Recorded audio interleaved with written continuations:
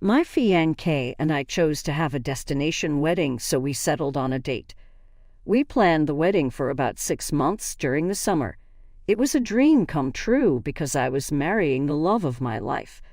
We arrived in Miami on Thursday evening. The next morning, Friday, we split up for our bachelor's and bachelorette parties. It was a blast. My friends and I stayed up all night celebrating my last night as a single lady. I wondered if the girls would wake up early enough for the wedding the next day. As for me, I didn't sleep a wink.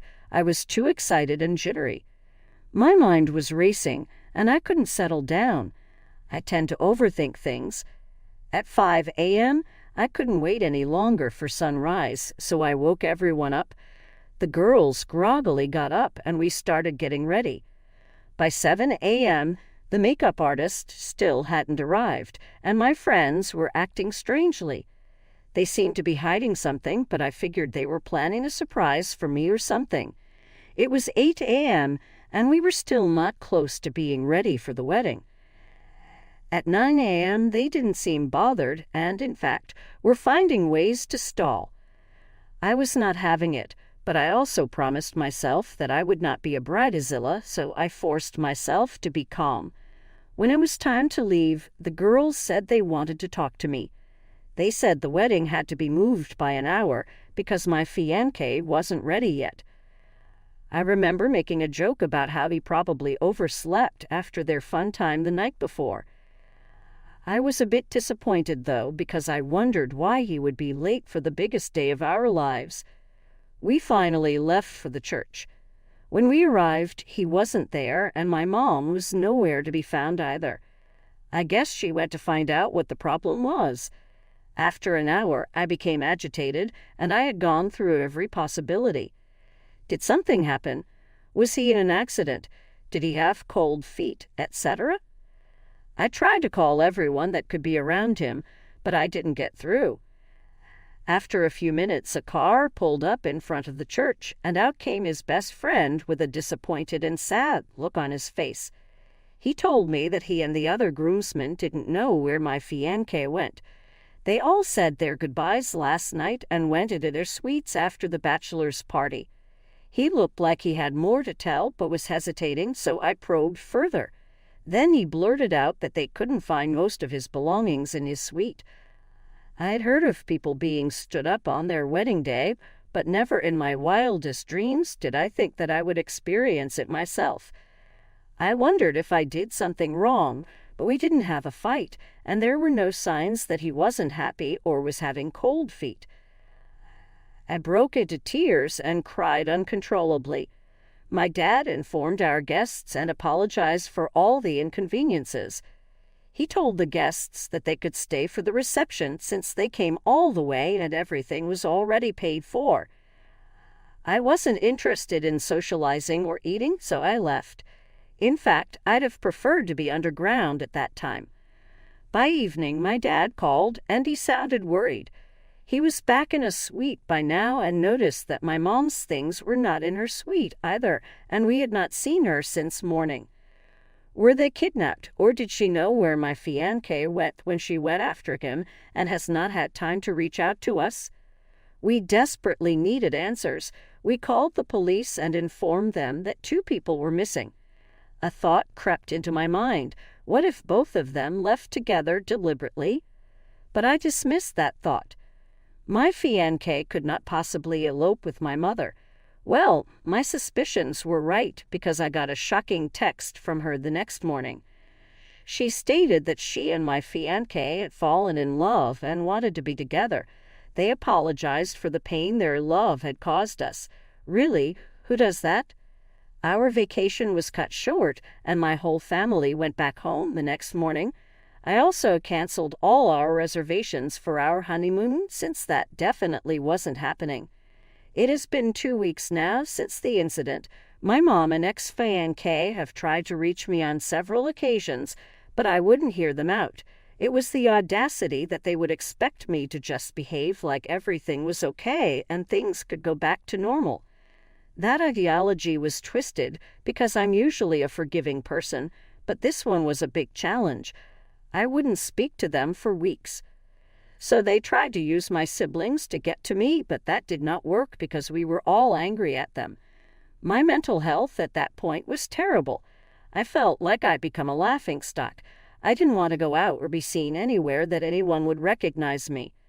Good thing I run my own business so that I could take a break. My mom finally got through to my father and she explained herself. My dad decided he wanted to move on because he was just hurting himself by trying to stay mad at her. I, on the other hand, did not care. Well, until my father spoke to me and convinced me to at least hear my mom out. Not for them, but for me, so that I could get the much-needed closure and move on with my life. I thought he made sense, so I agreed, especially because I wanted to know how this could even be possible. How could my fiancé prefer my mom over me? It was like a bad dream that I so desperately wanted to wake up from. It's a given my mom looks amazing. She and my dad had me when she was 16, so she still looks pretty good. But that did not give her the right to take my man away from me. I could only imagine what my father was going through. He seemed to be taking it well, but I'm sure it was because he wanted to be strong for me. Both of us could not grieve at the same time. Turns out when I first introduced my mom to my fiancé, they kind of hit it off. I had thought she just really approved of him as my boyfriend and was supportive of both of us being together. She was very fond of him. And whenever we had a fight, my mom never sided with me. I didn't think much of it at the time because I was usually the one to pick fights, if I'm being totally honest. I thought she was practicing to be a good mother-in-law. I only spoke to my mother, though my ex could go straight to hell. He tried to reach me several times, but I blocked him on every channel he could possibly get to me on. I never want to see him or hear his voice again. He can have a nice life with my mother. Am I the a-hole for telling my mom never to reach out to me again? Because as far as I was concerned, she no longer exists. As you can imagine, the pleading continued. It baffles me how much they still want to remain in our lives. They both should have thought of that before eloping. Remember I mentioned that our wedding was supposed to be a destination wedding? We had traveled to Miami, and when they eloped, the two lovebirds had a really good time. How did I know? Well, all the time I was crying myself to sleep and also stalking them on social media, they were shamelessly posting their every move. My mom went as far as calling me with an unknown number and started monitoring my movements to know when I was out so she could get the chance to speak to me. The first day I noticed her, I ignored her. Then it became too much for me, and the thought of having her try to speak to me over and over again after telling her I never wanted to see her again was traumatic. Like, what couldn't she get? I wanted her out of my life for good. I tell you, this lady followed me everywhere. I was so fed up I served her a restraining order. Maybe one day I would let her back into my life, but I think she needs to respect my decision. I need time. What happened between us is not something that happens every day.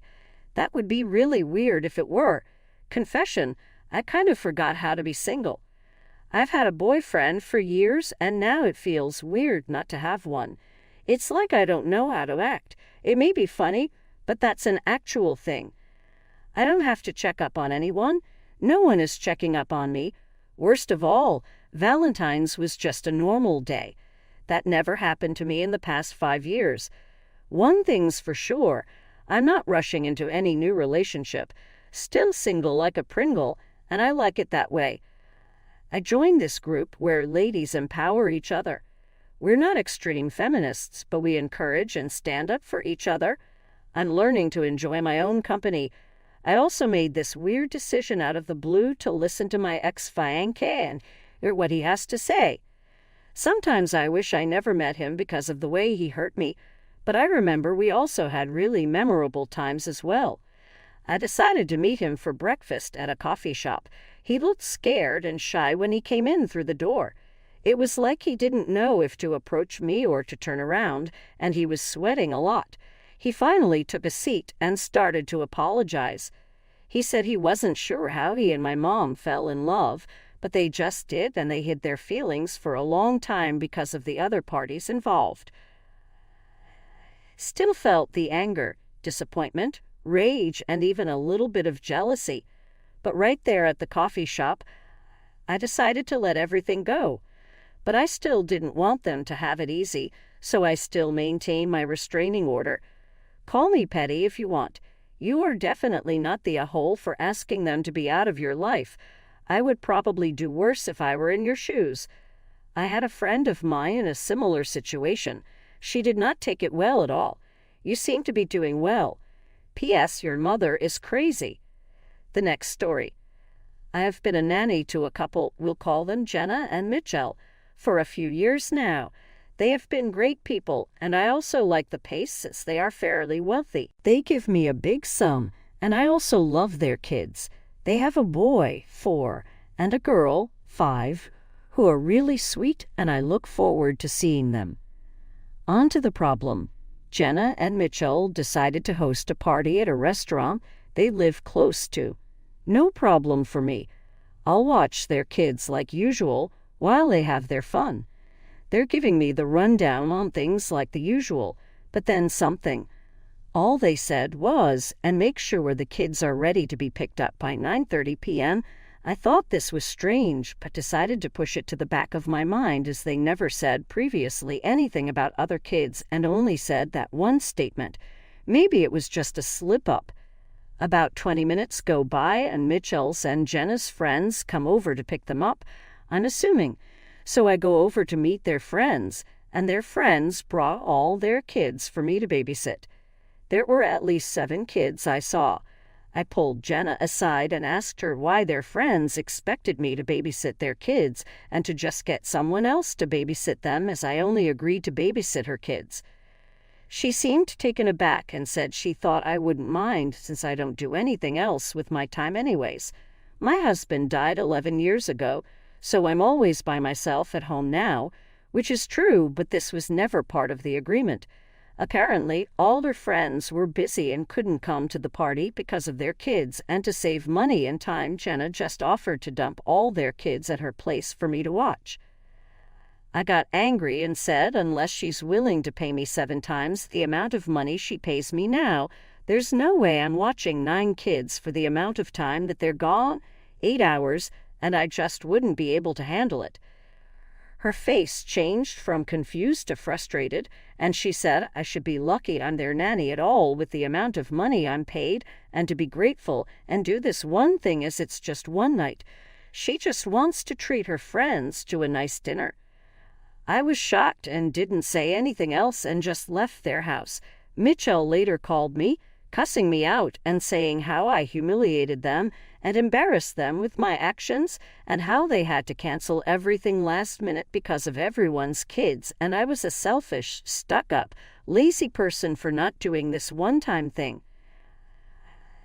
Didn't say anything the whole way through until he was done talking and just hung up. And now I'm really wondering if I messed up here. I really like their kids, and they were great people before this incident. Am I the a-hole? I didn't expect to be posting an update so soon, as I thought they would both just ghost me, and we wouldn't talk again, and they would find another nanny, but I was wrong. Jenna called me this afternoon, hoping for an apology. I picked up. She tried to guilt-trip me into babysitting for her kids again, saying how there isn't another one like me, and she didn't want a younger nanny because she didn't want the kids latching onto her and calling her mom. And if anything, wanted them to think of them as a grandma. What? She then went on to say she was sorry and she was wrong for doing what she did and wanted me to come and be their nanny again. I let her finish with her event. After she was done talking, I said I was sorry she was that insecure about babysitters her age, and if she was that worried, she should probably focus on her kids rather than her business. And even though she doesn't respect my time and effort, I do. I told her good luck finding another sitter and blocked her and Mitchell. I'm still having a hard time finding a replacement, but at least I'm free from the entitlement they showed. I most likely would not have said all of that and put my foot down if it wasn't for all the comments you guys gave, so thank you. I really downplayed my self-worth as a nanny because I've been a caregiver for years, so this boost really helped. Not the a-hole. It's just business. You're following the established contract. If they didn't want to be embarrassed, they should have contacted you prior to renegotiate. And by the sounds of it, they don't pay you enough to turn blind eyes this once in order to retain the job. Failure to plan on your part does not constitute an emergency on mine, not the whole. Obviously, child care workers are so often underpaid, and their hours and energy are often exploited. You didn't embarrass them. They embarrassed themselves. There should have been a discussion with you beforehand to see if you were available for the night and if you were willing to care for more children. And if you decided to do it, there should have been a strong increase in pay from the other parent's children. Super rude of them. Here's the next story. So you're out. I know the title sounds bad. So I moved to a new city a few years ago, and when I did, I met Kendall. We met on a dating app, but we realized that we both just moved to the city and used each other as tour guides or friends to meet people. We've been close friends ever since. We hang out 2 to 3 times a week and with texts throughout the day. Eventually, my friend moved to the city, and I met more guys, and we all hung out together. Kendall hangs out with our group. She doesn't have any female friends and enjoys being one of the guys. Kendall is highly attractive, very outgoing, and has a fun personality. When we go out, guys will hit on her, but she pretends we are together to stop the creeps. She wingmans for me sometimes. It's been a good partnership. So I caught feelings. Yes, I'm stupid, I know. I told Kendall this about a month ago, and she let me down nicely, saying that she valued our friendship too much. I told her, totally get it, no worries. I tried to take the rejection and not make her think I wasn't her friend. We still text, but we only hang out about once a week now. I also don't text her all day anymore. This wasn't purposeful.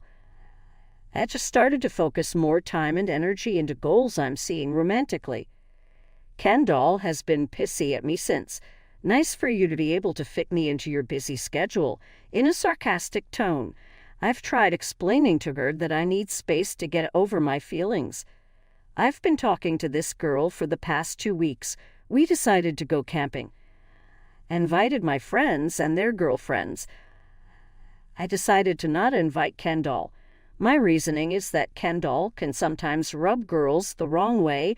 She's a talker, so a lot of girls think she is flirting with her boyfriend or peacocking. The girl I'm talking to is very sensitive, so I don't want her being intimidated by Kendall. I also don't fully feel okay being around Kendall yet. It's a lot to explain, but my chances would definitely be better if Kendall didn't come. So Kendall asked about my plans this weekend. I told her I had plans with a girl.